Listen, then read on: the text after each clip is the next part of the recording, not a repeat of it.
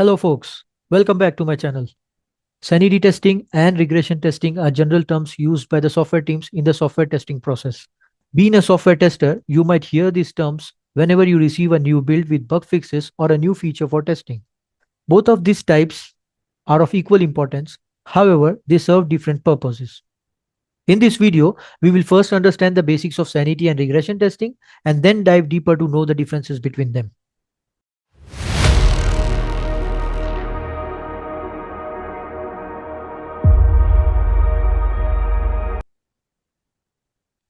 What is sanity testing?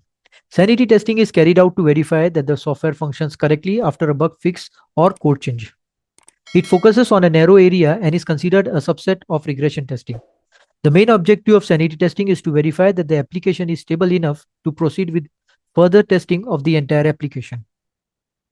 Check out my previous video tutorial on sanity testing to know more about it. What is regression testing? Regression testing involves rerunning both functional and non-functional test cases to confirm that the existing software works correctly after changes are applied to the code.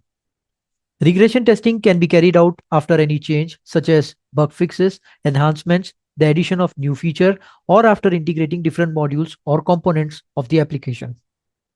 Check out my previous video tutorial on regression testing to know more about it. Let's understand the differences between sanity and regression testing step by step on different criteria. Goal. The goal of sanity testing is to check that the application is stable enough to proceed with further testing of the entire application. The goal of regression testing is to ensure that the code changes does not break the existing functionality of the software. Scope.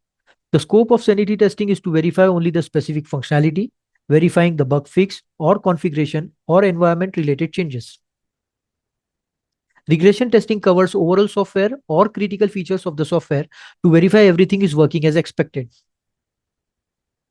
When performed, sanity testing is performed after minor bug fixes, enhancements, or before getting into a comprehensive testing.